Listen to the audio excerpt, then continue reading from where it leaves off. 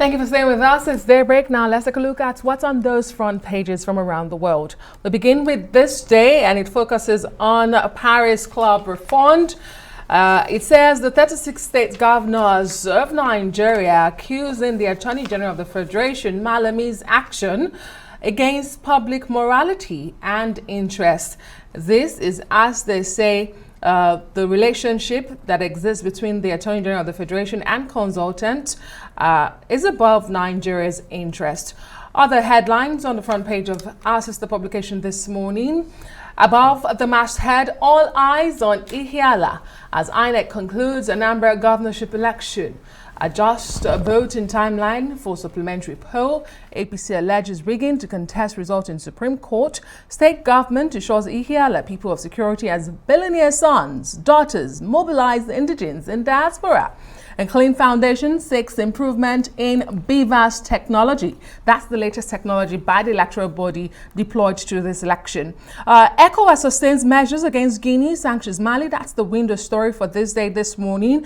And finally, CBN caps loan at 5 billion naira in new 100 for 100 policy. If you're interested in the pension fraud scam in Nigeria, then this should interest you. Ex-pension task team boss Maina gets 8 years jail term.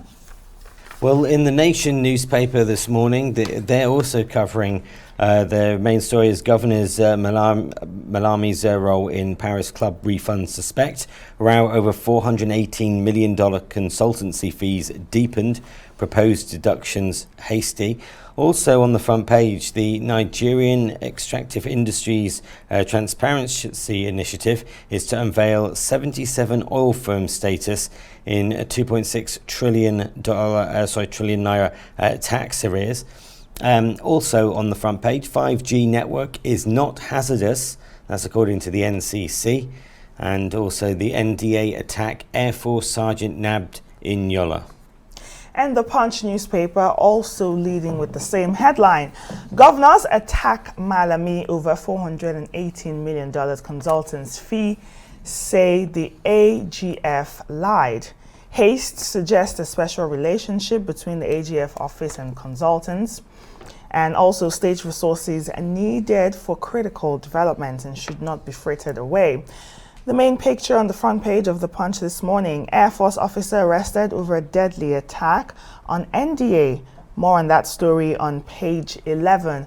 And above the nameplate of the Punch this morning, cooking gas price jumps by 240% as marketers halt imports. More headlines on the Punch newspaper, 2.3 billion naira theft. EFCC customs clash in custody as Maina bags 61-year imprisonment. The Nigerian Guardian is reporting that candidates are upbeat as INEC concludes the Anambra Guba today. Some other headlines. Air Force arrests officer in connection with bandits' attack on NDA. Boko Haram attacks a military base in Borno. And why Imo Assembly impeach Emeziem, our speaker, installed eBay. This and many more on the front page of The Guardian.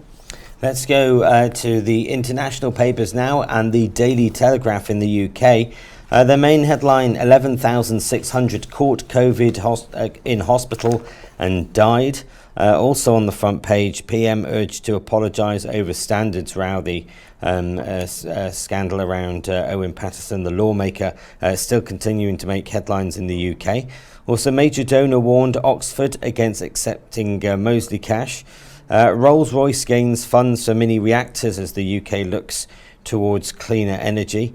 And also the housing minister is to rip up housing targets to prevent out-of-date assumptions.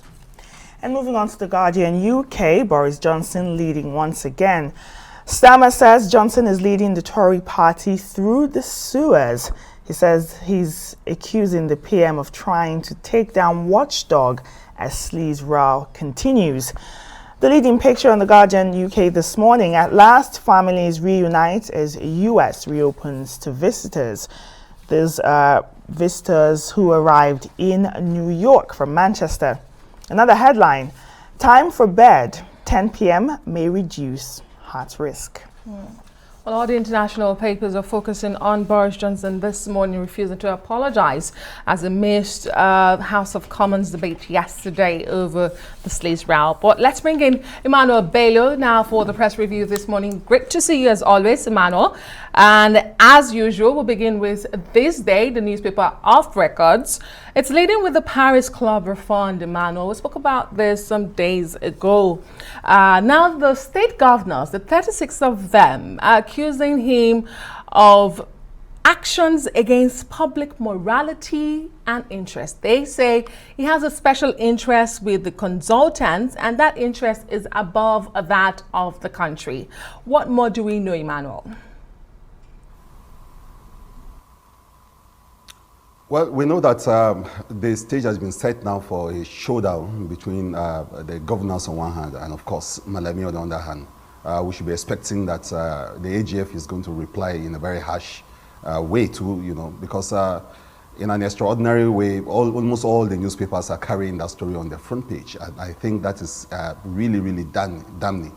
And you need to read the wordings from Abdurazak Barkindo, the press secretary to the Governors Forum. It was really detailed and with very, really harsh words, almost practically accusing him of, collecting kickbacks from those consultants, and that it's not just a very normal thing, and that he was actually more interested in what he could get as a person, as above what those monies could do for the states. So that's the argument there. So we expect him to reply maybe in the same way or in harsher tone. He's the #1 law officer of the country to be accused of such a thing. At a point in the letter, the writers were actually saying that, look, you should protect every one of us, including ordinary Nigerians and not just some billionaire consultants. But of course, the AGF in the past has always said that, look, this money is part and parcel of the agreements that the governors reach, and the sort of is doing business. It's practically nothing more than that. So that's the crisis now. He's torn between those accusations and maybe the right thing to be done. It's an interesting story, and the fact that it's made it to all the front page of almost all the newspapers, the major newspapers, tells you that the Governors Forum have actually done a good job of putting this in the front burner, and it's going to be an interesting story going forward. It's an accusation that I think the AGF should not just sit back and just watch and do something about it. Well, it's no surprise today that most of the Nigerian headlines are also featuring the Anambra election. Basically, it concludes today. What have they put in place so that we don't see a repeat of what happened on Sunday? And also, when is it likely, or a rough estimate of when we could actually get a confirmed result? Well, the elections are on today, and from the stories, it's almost a carnival of a sort, with major sons and daughters of Yala, billionaires as they're called, are really rallying up the base and rallying up supporters to these elections, almost calling out everyone. The owner of one of the major airlines in the country is involved in this. His name features so prominently, even practically bringing people, ferrying people into Yala, that has become the battleground for these elections. And like some papers reported yesterday, it's going to be the major decider. I think because it is a one-off election, and with all the security forces there and all the INEC officials taking their time in Yala, we're not going to see too much of those kind of rancors we saw in the last elections. So because the focus now is here at Yala, and it's a bit secluded. It's an election that can be teleguided very well and watched. And so it's going to be an interesting day how this election at Yala goes. A lot of people supporting all sorts of candidates, but Soludo still having a very good lead. And if he can take a chunk or a bite out of Yala, he's coasting home in victory. So Yala is going to be a decider, but the arithmetics or the mathematics on ground, or the figures or the data on ground, are already pointing to a direction, with even one of the candidates, the ADC candidates, throwing his weight behind Soludo and say, look, I'm withdrawing from the race altogether. I'm giving you all my supporters. I think the mood of a number of people is that they want you to rule them. He is saying that it's being reported. And so Yala is going to be interesting. Some other party candidates are not giving up that easily, like the ADC candidate, and they're hoping that Ihiala can tilt the figures to their direction or help them, eke some kind of victory. Talking about stealing victory from the jaws of death. How this is going to happen by the end of the day today, we'll be seeing some directions in these elections. Definitely, and Arise News is on ground in Anambra State to bring you all the latest of that supplementary election. Moving on to the Punch newspaper, I want to draw your attention, Emmanuel, to this story about an Air Force officer who was arrested over a deadly attack on the NDA. This was an early attack that led to 2 officers dead and 1 abducted. And there's some confusion over who arrested this officer and whose custody is he in right now, Emmanuel? Well, apart from that, it's actually a very, very troubling story. I can understand why the Punch is actually putting those pictures there and, talking about, because when those attacks happened, everyone was worried. I mean, that's the NDA. It doesn't get more secure than that. And then you have these people, kidnappers, bandits, getting into those places and actually abducting many uniform. Everyone was worried. But from this arrest, I think the military is trying to say that, well, it's not just a one-off thing. It's not something that happened from the outside. There was collaboration. Some people had feared that time that this probably was the case. With this arrest, people are saying how there could be traitors in the midst, and some of this goes to tell you very well the crisis of our war against terror, the collaboration, the colluding that some people have said in the past, that these things are not just possible without some form of colluding and some form of agreement or partnership between those on the inside and those from the outside. A story like this tends to feed into that narrative, and I think that's why it's interesting to see how this story plays out. And those questions will be asked. How did he support the bandits? What happens going forward? Was he working alone? Is he a lone wolf? Or is he working with other people within the ranks of the NDA? Or as a matter of fact, how compromised is the military in this war against terror? Those are the sort of questions that people are going to be asking going forward as we look at this very, very disturbing story.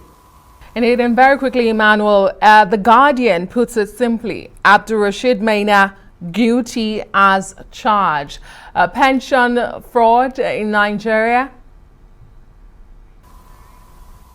Yes, and a closure too, because the Maina thing has been almost like, almost very, very dramatic, like a thriller. And but this yesterday put pay to it. He's been sentenced, though, of course, a funny image of that appeared yesterday was of Maina smiling at warders, prison wardens, and people are beginning to wonder what this imprisonment means. But of course, he's going to do some forfeitures, and when you look at the sort of things, Nigerians are amazed at the sort of things that, was unearthed, the things he confiscated, the things he stole. And then this is so sad because we're talking about pensioners and their money, people that have died without being able to access this. So some people think that this is poetic justice, this is a relief, this is bringing things to a closure. But of course, this probably is the end of it, but maybe not the end of the crisis of pensioner itself. But there's some form of justice yesterday and some form of mental relief, psychological relief on the part of people who have suffered through because of Maina's activities. Thank you very much indeed, Manuel, as always, for your sterling analysis this morning. That was obviously the paper review.